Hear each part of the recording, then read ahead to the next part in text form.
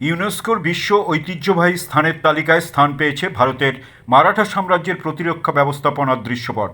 ইউনেস্কোর এই ঘোষণার মধ্য দিয়ে ভারতীয় সংস্কৃতির ঐতিহ্য, উন্নত স্থাপত্যের বৈচিত্র্যময় নিদর্শন, আঞ্চলিক পরিচিতি এবং ঐতিহাসিকভাবে গুরুত্বপূর্ণ স্থানগুলোকে স্বীকৃতি দেওয়া হয়েছে।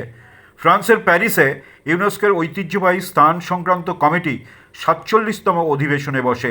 সেই অধিবেশনে অংশগ্রহণকারী ২০টি দেশের মধ্যে ১৮টি দেশ ভারতের প্রস্তাবকে সমর্থন জানায়।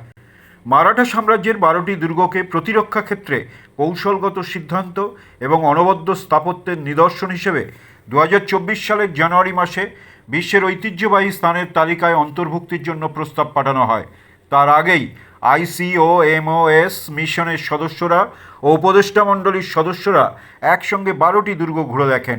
১৮ মাস ধরে আলোচনা করার পর মহারাষ্ট্রের শালহের, শিবনেরি, লোহগড়, খান্ডেরি, রায়গড়, রাজগড়, প্রতাপগড়, সুবর্ণগড়, পানহালা, বিজয়দুর্গ, সিন্ধুদুর্গ এবং তামিলনাড়ুর জিঞ্জি ফোর্টকে ইউনেস্কোর বিশ্ব ঐতিহ্যবাহী স্থানের তালিকায় অন্তর্ভুক্ত করার সিদ্ধান্ত নেওয়া হয়।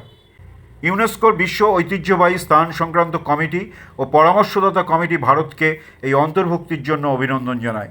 প্রধানমন্ত্রী নরেন্দ্র মোদী ভারতের এই স্বীকৃতির সাফল্যে যুক্ত সংশ্লিষ্ট সকলকে অভিনন্দন জানিয়ে বলেন, আজ প্রত্যেক ভারতবাসী এই সিদ্ধান্তে আনন্দিত।